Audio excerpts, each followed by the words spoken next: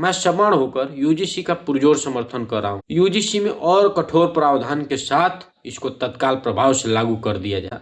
जब बाबा साहब ने संविधान बनाया, सबके लिए एक विधान बनाया, सबको समानता का अधिकार दिया, फिर ये शोषित लोग, वंचित लोग भारत में फिर आए कहाँ? सभी को जय श्री राम। जब आजादी से पहले भारत 200 साल तक लगातार गुलाम रहा और उसके पहले अलग अलग कालखंडों में 1000 से लेकर 1200 सालों तक गुलाम ही रहा, तो फिर ये निम्न वर्ग के लोगों का शोषण कैसे हो गया? और जब भारत आजाद हुआ उसी दिन से भारत में संविधान लागू हुआ।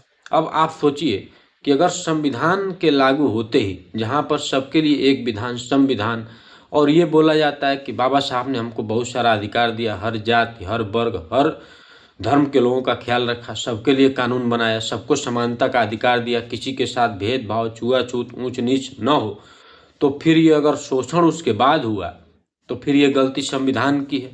तो ये गलती संविधान बनाने वालों की है, जिसमें 284 लोगों का अंतिम हस्ताक्षर हुआ है। जिस संविधान को लिखने में 2 वर्ष 11 माह और 18 दिन लगाए, कि इतने मेहनत से, इतने परिश्रम से, अथक प्रयासों से जब ये संविधान लिखा जा रहा है, हर वर्ग, हर जाति, हर धर्म, हर संप्रदाय, हर मजहब के लोग उसमें शामिल हैं, तो फिर अगर ये सब कानून डाला गया शोषण करने का, किसी का शोषण करने का, किसी के साथ भेदभाव, छुआछूत, ऊंच नीच करने का, तो फिर ये गलती संविधान की है। फिर ये गलती संविधान लिखने वालों की, बनाने वालों की और हस्ताक्षर करने वालों की है। तो इसमें सामान्य वर्ग कहाँ से दोषित हो गया? अब इस मूर्खता, इस नादानी पर भारत में बहुत बहस चल रहा है। बहुत सारे पढ़े लिखे हमारे नौजवान साथी अपने में आपस में गाली गलौज कर रहे हैं। हम उनसे सिर्फ एक बात पूछना चाहते हैं, जब इतने सालों तक लगातार देश गुलाम रहा है तो फिर शोषण तो सबका हुआ देश में। उस गुलामी के दौर में कुछ कहानियां तो पढ़ो, गुलामी में क्या हुआ, उस गुलामी के दौर में माँ बहन बेटियों के साथ क्या हुआ, हमारे बाप दादाओं के साथ क्या हुआ, पूर्वजों के साथ क्या हुआ। हमने तो ऐसे ऐसे लेख भी पढ़े हैं, कोड़ों से मारा गया, माँ बहन बेटियों के साथ जघन्य अपराध किए गए। उस गुलामी के दौर में जात के लोग जातियों का कैसे शोषण कर सकते थे? अगर ये सब तार्किक बातें हैं, अगर तर्क पे आएंगे, अगर बाबा साहब ने सबको अधिकार दिया, संविधान इसीलिए बनाया गया कि भाई देश में सबके लिए एक विधान हो, सबको समानता का अधिकार दिया जाए, जब संविधान ही हमारा इसीलिए लागू हुआ, तो फिर ये शोषण कैसे हो गया निम्न वर्ग के लोगों का? और अगर यूजीसी इतना अच्छा कानून है, मैं सवर्ण होकर यूजीसी का पुरजोर समर्थन कर रहा हूँ कि ये यूजीसी में और कठोर प्रावधान के साथ इसको तत्काल प्रभाव से लागू कर दिया जाए, तत्काल प्रभाव से लागू कर दिया जाए। किसी के आंदोलन को ध्यान में मत रखिए। लेकिन फिर यह भी ध्यान दीजिए कि भारत में मुख्य 6 जातियां हैं, हिंदू, मुस्लिम, सिख, ईसाई, जैन और बौद्ध।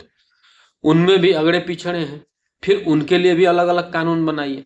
फिर ये भी एक कानून लाइए कि अब देश में जनरल का इलाज जनरल का डॉक्टर करेगा, जनरल को जनरल का मास्टर पढ़ाएगा, पिछड़े को पिछड़ा का, और SC ST को SC ST का। अब इस तरीके से कानून बनाइए, सबके लिए अलग अलग रोड बनाइए, सबके लिए अलग अलग सुविधा और सुरक्षा दीजिए, सबके लिए अलग अलग सेनाएं बनाइए, सबके लिए अलग अलग नेता बनाइए, सबके लिए अलग अलग आयोग बनाइए, सबके लिए अलग अलग न्यायपालिकाएं बनाइए। फिर ये क्या संभव है देश में? हम बोलते हैं कि हम सब एक हैं, मेरा भारत महान, और हम बोलते हैं कि भारत हम सबका है, वंदे मातरम, हम सब मिलकर भारत को आगे बढ़ाएंगे, ताकतवर बनाएंगे। तो फिर ये जातियों में बांटने वाला कानून का समर्थन देश में कैसे हो रहा है भाई? छोटे छोटे देश जिनका अस्तित्व नहीं था, वो देश कितना आगे है, कभी ये भी तो पढ़िए, ये भी जानिए, इतिहास के पन्नों को पलटिए। दुबई का इतिहास पढ़िए, सऊदीया का इतिहास पढ़िए, थाईलैंड का, सिंगापुर का इतिहास पढ़िए। कितने छोटे छोटे देश आज हमसे कितने आगे हैं। हम जातियों में बस बट रहे हैं, हम आपस में लड़ने मरने मिटने को तैयार हैं। कैसे शोषण हो गया? ये प्रश्न है देश के सभी पढ़े लिखे नौजवान साथी से कि जब हमारा देश आजाद हुआ, उसके पहले गुलामी के जंजीरों में पूरा देश जकड़ा हुआ था। जब बाबा साहब ने संविधान बनाया, सबके लिए एक विधान बनाया, सबको समानता का अधिकार दिया। हम ये नहीं बोल रहे, संविधान ही बोल रहा है हमारा कि सबको समानता का अधिकार है।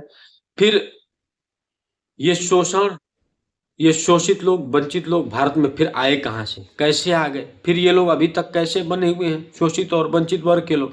इसलिए ये सब आपस में मंदिर मस्जिद गिरजा घर में बांट दिया भगवान को।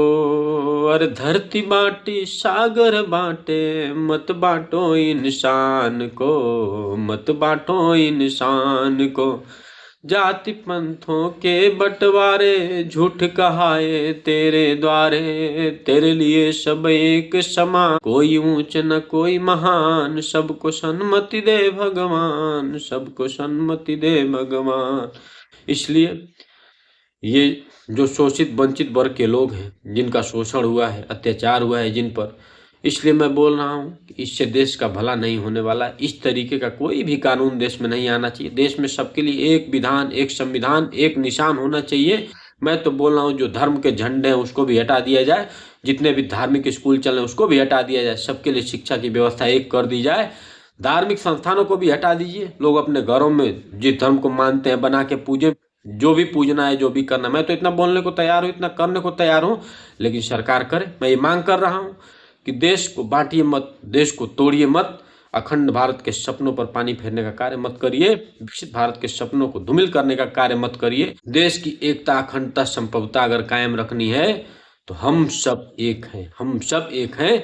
इस नारे को चरितार्थ करना पड़ेगा। बस हम लोग नारा लगाएंगे मेरा भारत महान, मेरा भारत महान, हम सब एक हैं, हम मिलेंगे, हम मिलकर आगे चलेंगे, देश को शक्तिशाली बनाएंगे। सब नारे कहाँ खो गए, कहाँ गुम हो गए, कहाँ भूल गए। इसलिए सबसे हाथ जोड़कर मेरी विनती, आग्रह, निवेदन और प्रार्थना है, तार्किक बात करिए। गुलामी तुमने झेली है, गुलामी हमने झेली है, गुलामी तुमने झेली है, गुलामी हमने झेली है। इस मिट्टी पर वीरों ने अरे खून की होली खेली है, इस मिट्टी पर वीरों ने अरे खून की होली खेली है। वो कोई जाति, धर्म, वर्ग, मजहब, संप्रदाय के नहीं, वो सिर्फ माँ भारती के संतान थे। उनके दिल में सिर्फ और सिर्फ तिरंगा था, सिर्फ और सिर्फ संविधान था, सिर्फ और सिर्फ माँ भारती थी। इसलिए कि हमारा देश आजाद हो, हमारे लोग सुरक्षित हों, हम सब एक हैं। वंदे मातरम। जय हिंद, जय भारत।